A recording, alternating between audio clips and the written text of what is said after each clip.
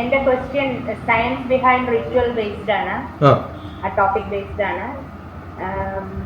പല ആചാരങ്ങളും അവരുടെ യഥാർത്ഥ ഉദ്ദേശം അറിയാതെയല്ലേ തലമുറകളായിട്ട് തുടരുന്നത്, അറിയാതെയാണ് ഞാൻ മനസ്സിലാക്കിയെടുത്തോളം. അപ്പോൾ നമ്മളുടെ ലൈഫില് ലൈഫ് ഡിസിപ്ലിൻ ആവണം, പിന്നെ inner strength, inner piece, inner space അറിയണം. അതിനാണ് പുറമേയുള്ള ആചാരങ്ങളെക്കാട്ടിലും പ്രാധാന്യം എന്ന് ആണ് എനിക്ക് മനസ്സിലായത് ഡോക്ടറുടെ പല വീഡിയോസും. അപ്പോൾ ഈ ക്ഷേത്ര ദർശനവും പരമ്പരാഗതമായിട്ടുള്ള ആരാധന രീതികളൊക്കെ മനുഷ്യ ജീവിതത്തിൽ ശാസ്ത്രീയമായിട്ട് എങ്ങനെ അതിനെ കണക്ട് ചെയ്യണം, മനസ്സിലാക്കണം? ക്ഷേത്രത്തിൽ പോകുന്നതൊക്കെ എക്സ്റ്റേണൽ ആയിട്ടുള്ള റിച്വൽസ് അല്ലേ? മതി മതി, മനസ്സിലായി, സംഭവം മനസ്സിലായി. ഇപ്പം ആരാധന എന്ന് പറയുന്നത് ഒരു റിച്വലാണ്. റിച്വൽ എന്ന് പറഞ്ഞാൽ ആചാരമാണ്. രണ്ട് സംഭവങ്ങളുണ്ട് ഭാരതീയ ശാസ്ത്രത്തില്, നമ്മുടെ സനാതന ധർമ്മത്തില്. ആചാരവും അനുഷ്ഠാനവും രണ്ടും വ്യത്യാസമാണ്. ആചാരങ്ങൾക്കുള്ള സ്ഥലമാണ് ക്ഷേത്രങ്ങൾ. അവിടെ ആചരിക്കുന്ന രീതി വേറെ തരത്തിലാണ്. അതേ ആചാരം എൻ്റെ വീട്ടിൽ ചെയ്യുന്നതും ഈശ്വര ആരാധന എന്ന് പറയുന്ന ഒരു സമ്പ്രദായത്തില് എൻ്റെ വീട്ടിൽ ചെയ്യുന്നതും സാധിക്കും, ക്ഷേത്രത്തിലും സാധിക്കും, തിരി കൊളുത്തിയിട്ടും സാധിക്കും. ദീപോജ്വാലനമില്ലാതെ മനസ്സിലും എനിക്ക് ഒരു ദീപമുണ്ടെന്ന് സങ്കല്പിക്കാനും സാധിക്കും.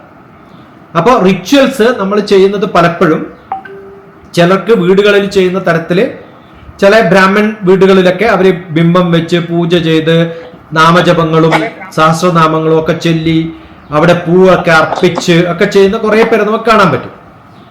അത് നമ്മൾ എല്ലാവർക്കും വീട്ടിൽ ചെയ്യാത്തത് കൊണ്ട് കുറെ സമൂഹത്തിൽപ്പെട്ടിട്ടുള്ളവർക്ക് കൂടെ ചെയ്യുന്ന ഒരു സ്ഥലമാണ് നമുക്ക് വേണ്ടി ഒരു എസ്റ്റാബ്ലിഷ്മെന്റ്. നമ്മളെല്ലാ വീട്ടിലും അടുക്കളക്ക് പകരം ഒരു ഹോട്ടല്, കോമൺ കിച്ചൺ ഉണ്ടാക്കുന്നത് പോലെയാണ് ഈ ക്ഷേത്രം എന്ന് പറയുന്നത്. അത്രേ ഉള്ളൂ ക്ഷേത്ര സങ്കല്പം. ഓക്കെ, അപ്പൊ അവിടെ എന്തിനു ചെയ്യുന്നു എന്ന് ചോദിച്ചാൽ നമ്മൾ വീട്ടിൽ ചെയ്യാൻ സാധിക്കാത്തതുകൊണ്ട് ചെയ്യുന്നു എന്നർത്ഥം. അപ്പൊ അതിന് വ്യത്യസ്തമായ ക്ഷേത്രങ്ങളും വ്യത്യസ്തമായ ഡയറ്റുകളും അവിടെ അനുസരിച്ചിട്ടുള്ള പ്രതിഷ്ഠകളും അതിനനുസരിച്ചിട്ടുള്ള ഉത്സവങ്ങളും ഒക്കെ നടക്കും. വീട്ടിൽ ചെയ്താലും മതി, മനസ്സിൽ ചെയ്താലും മതി. അപ്പൊ ഓരോരാളുടെയും ലെവൽ അനുസരിച്ചിട്ടാണ് ഈ ആചാരങ്ങൾ. ഇതിലൊക്കെ അനുഷ്ഠാനം എന്ന് പറയുന്നത് ഒന്ന് തന്നെയാണ്. ആ അനുഷ്ഠാനം എന്ന് പറയുന്നത് നമ്മൾ നമ്മുടെ സങ്കല്പങ്ങളെ എല്ലാ ദിവസവും പുതുതായിട്ട് ഉണർത്തുക. ആ ഉണർത്തുന്നതാണ് തിരികൊളുത്തുന്നത്. അത് സൂര്യന്റെ ബിംബമായിട്ട് നമ്മൾ കാണുകയാണ്. അപ്പൊ സൂര്യനെ ഉണർത്തേണ്ട കാര്യമൊന്നുമില്ലല്ലോ എന്ന് ചോദിച്ചാൽ വേണ്ട. പക്ഷെ എൻ്റെ മുമ്പിൽ ഞാൻ ഇരിക്കുമ്പോൾ ആ സങ്കല്പം ഉണ്ടായി. ഇതൊക്കെ സങ്കല്പങ്ങളാണ്. ഞാൻ തിരികൊളുത്തുന്ന സമയത്ത് ഉണർത്തുകയാണ് ചെയ്യുന്നത്. എൻ്റെ ഉള്ളിലുള്ള ഒരു പ്രഭ അല്ലെങ്കിൽ ഒരു, അതാണ് ഈ നമ്മൾ പറയല്ലേ, ഓം ഭുർഭുവസ്വഹ തത്സവിതുർവരേണ്യം ഭർഗോ ദേവസ്യ ധീമഹി ഭർഗോ ഏ ഭഗവാൻ സൂര്യ. എൻ്റെ ഉള്ളിലും പ്രകാശിക്കണേ. അപ്പൊ എൻ്റെ ഉള്ളിൽ പ്രകാശിക്കണമെങ്കിൽ പുറത്തൊരു സിംബോളിക് പ്രകാശം വേണം.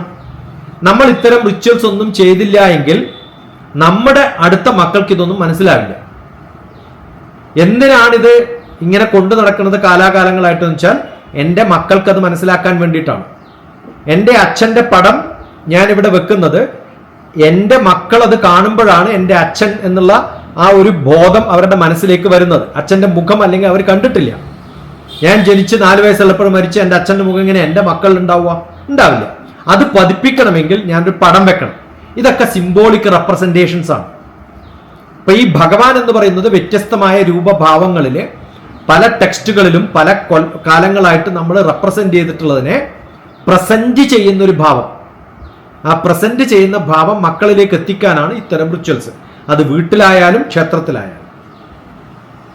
ഇതാണ് ബേസിക് ആയിട്ട്. ഇതിന് ഓരോന്നിനും നമ്മൾ സയൻസ് കണ്ടെത്താറുണ്ട്. ഒരു ഉദാഹരണത്തിന്, ആദ്യം ക്ഷേത്രത്തിൽ കയറുമ്പോൾ എൻ്റെ നിത്യശ്ലോകം എന്നുള്ളതിൽ കുറേ ഭഗവാന്മാരും ആ ശ്ലോകങ്ങൾക്കൊക്കെ എക്സ്പ്ലനേഷൻ ഫിലോസഫിക്കൽ സയന്റിഫിക് കൃത്യമായിട്ട് എഴുതിയിട്ടുണ്ട്. എല്ലാം പറയുന്നില്ല, ഒരു ഉദാഹരണം ഞാൻ പറയാം. ഞാൻ കയറി പോകുന്ന സമയത്ത് ആദ്യം തന്നെ ആലിന് പ്രദക്ഷിണം വെക്കണമെന്നാണ് പറയാം. ആൽമരം എല്ലാ ക്ഷേത്രത്തിന്റെയും മുമ്പിലുണ്ടാവും. എന്തിനാ ആലിന് പ്രദക്ഷിണം വെക്കുന്നത്? ആലിന് പ്രദക്ഷിണം വെക്കുന്നത് ഉച്ചയ്ക്ക് ശേഷം വെക്കരുത്, കാലത്തെ വെക്കാവൂ എന്നും ഒരു റൂളുണ്ട്. എന്താണ് കാരണം? ആലിന്റെ താഴെ മിക്കവാറും ആൽമരത്തിന്റെ ഇലകൾക്കും ആൽമരത്തിനും ഒരു പ്രത്യേകതയുണ്ട്. ഡെൻസിഫൈഡ് ഓക്സിജൻ കിട്ടും. ഓക്സിജന്റെ ഡെൻസിറ്റി കുറക്കാൻ പറ്റും. ആ എയറിന്റെ ഡെൻസിറ്റിയിൽ ഓക്സിജൻ കൂടുതൽ ഉണ്ടാവുമ്പോൾ നമ്മൾ ശ്വസിക്കുമ്പോൾ കുറച്ചും കൂടി പ്യൂരിഫൈഡ് എയർ കിട്ടും. അപ്പൊ അവിടെ 7 പ്രദക്ഷിണാണ്. ബാക്കി എല്ലാ ദേവതാദേവന്മാർക്കും 4 വരെ മാക്സിമം, 3 വിഷ്ണുവിന്, അങ്ങനെയൊക്കെ ഉണ്ട്. എല്ലാ ശ്ലോകവും ഞാൻ എഴുതിയിട്ടുണ്ട്. ഏകം വിനായകെ കുര്യാൽ, ഒരു പ്രദക്ഷിണം മാത്രമേ വിനായകന് വേണ്ടൂ എന്നൊക്കെ പറഞ്ഞിട്ടുണ്ട്. പക്ഷേ ആൽമരത്തിന് 7 പ്രദക്ഷിണം. എന്താ കാരണം? അഗ്രത ചതുരോ മൂലതോ ബ്രഹ്മരൂപായ മധ്യതോ വിഷ്ണുരൂപിണെ അഗ്രത ശിവരൂപായ വൃക്ഷരാജേതേ നമ. ഈ 3 ദേവന്മാരുടെയും ഒരേ സങ്കല്പത്തിൽ നിൽക്കുന്ന സ്ഥലമാണ് എന്ന് പറഞ്ഞിട്ടാണ്. അത് നമുക്ക് നല്ല ഓക്സിജൻ കിട്ടാൻ വേണ്ടിയിട്ടാണ്. അതാണ് അടുത്ത ചോദ്യം, സയന്റിഫിക് എന്താണെന്ന്. നമ്മൾ സാധാരണ ഒരു ആൽത്തറ വീട്ടിലുണ്ടാക്കി, വീട്ടിലാ ചെയ്യണമെന്ന് വിചാരിക്കും. ഇതേ സങ്കല്പം വീട്ടിൽ ആൽമരം വെക്കാൻ പറ്റുമോ? ഇല്ല. അപ്പൊ എന്താണ്? അതിന് സിംബോളിക് ആയിട്ട് നമ്മൾ തുളസിത്തറ വെച്ചിട്ട്, അത് 2-2.5 ഫീറ്റിലാണ് തുളസിത്തറ. അതിന്റെ മുകളിൽ ഒരു 2 ഫീറ്റിലാണ് സാധാരണ തുളസി വളരുക, സാധാരണ തുളസി. അപ്പൊ ഒരു 4-4.5 ഫീറ്റില് നമ്മുടെ മൂക്കിന് താഴെയാണ് അത് വരിക. അപ്പൊ തുളസിക്ക് പ്രദക്ഷിണം വെക്കുമ്പോഴോ നമ്മൾ നല്ലപോലെ ആ ശ്വാസം നമ്മളിൽ ഉണ്ടാവും. അപ്പൊ അതിന്റെ ഒരു സിംബോളിക് ചെറിയ റെപ്രസെന്റേഷൻ. അപ്പൊ നമസ്തുളസി കല്യാണി, നമസ്തേ കൃതസാക്ഷിണി, നമ പ്രത്യക്ഷതയും, അങ്ങനെ ഓരോ നാമങ്ങൾ ചൊല്ലുക അവരെ കുറിച്ചുള്ള. അത് ചൊല്ലുന്നത് എന്തിനാന്ന് വെച്ചാൽ ഡീപ്പ് ബ്രത്ത് എടുക്കാനുള്ള ഒരു മാർഗവും കൂടിയാണ്. അത് ചൊല്ലാതെ ആകുമ്പോൾ ഡീപ്പ് ബ്രത്ത് ഉണ്ടാവില്ല. ഡീപ്പ് ബ്രത്ത് വരുമ്പോൾ കുറെ ആഗീരണം ചെയ്യാൻ ചാൻസ് ഉണ്ട്. ഇതിൽ എല്ലാത്തിനും സയൻസ് കാണാൻ പറ്റും.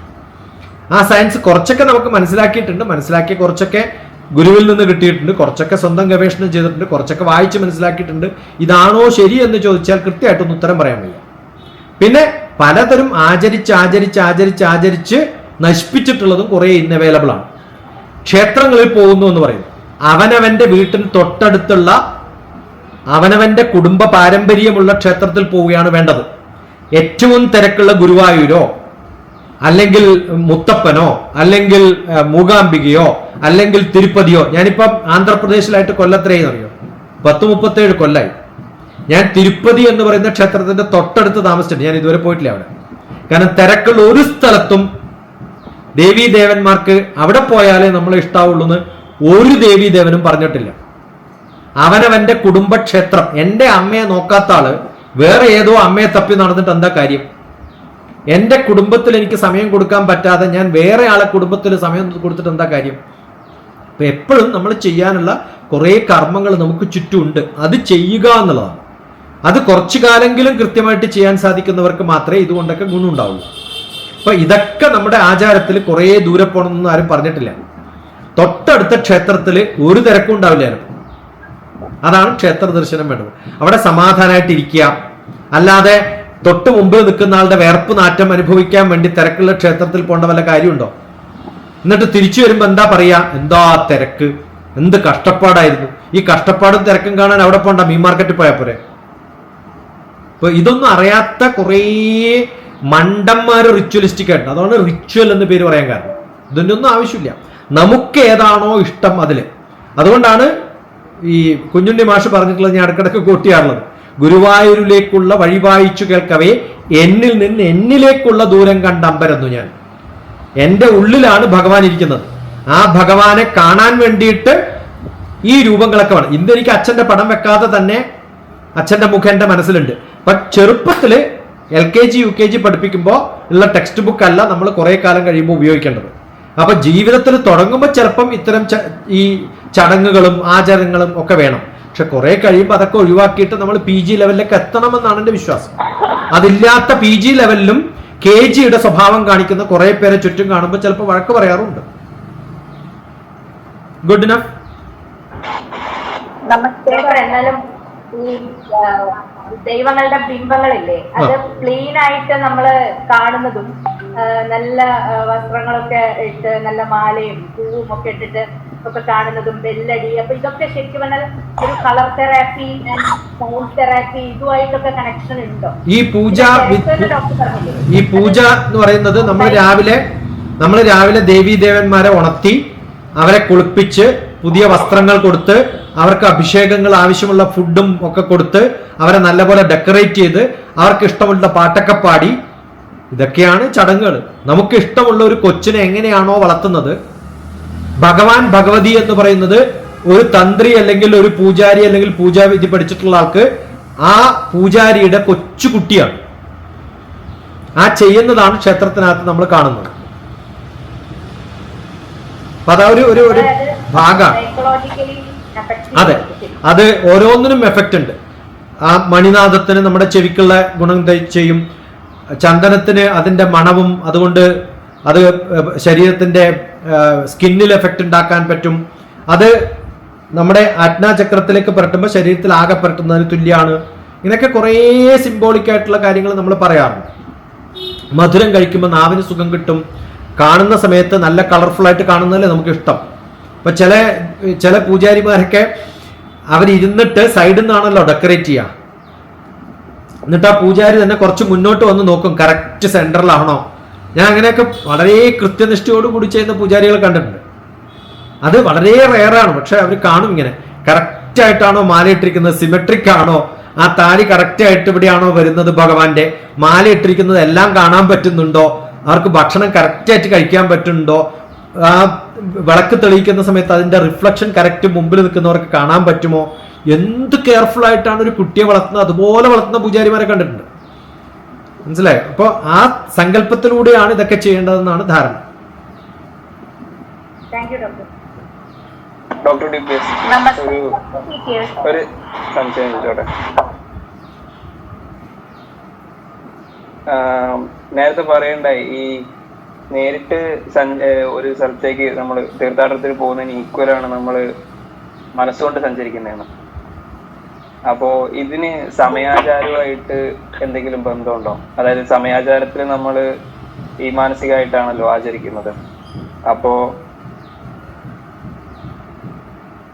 കേൾക്കാമോ ഞാൻ പറയും? അപ്പോ ഈ മാനസികമായിട്ട് നമ്മൾ പലരും ഇപ്പോ ചില ആക്ഷൻസ് ചെയ്യുന്നതായിട്ട് ഇമാജിനേഷനും ചെയ്യുമായിരിക്കും. എനിക്കറിയില്ല, അതിന്റെ ലെവൽസ് എനിക്കറിയില്ല. പക്ഷെ സമയാചാരത്തിൽ അങ്ങനെയാണെന്ന് കേട്ടിട്ടുണ്ട്. ഗുരുസങ്കല്പവും എല്ലാ സങ്കല്പവും നമുക്ക് മനസ്സിലായിരിക്കും ഞാൻ കേട്ടിട്ടുണ്ട്. ഓരോരാളുടെയും ചിന്തയുടെ ലെവൽ അനുസരിച്ചിട്ടാണ്. ഓക്കെ. അതേപോലെ മറ്റൊരു എനിക്ക് ഒരുപാട് നാളെയുള്ള സംശയം, ഇപ്പോ നമ്മള്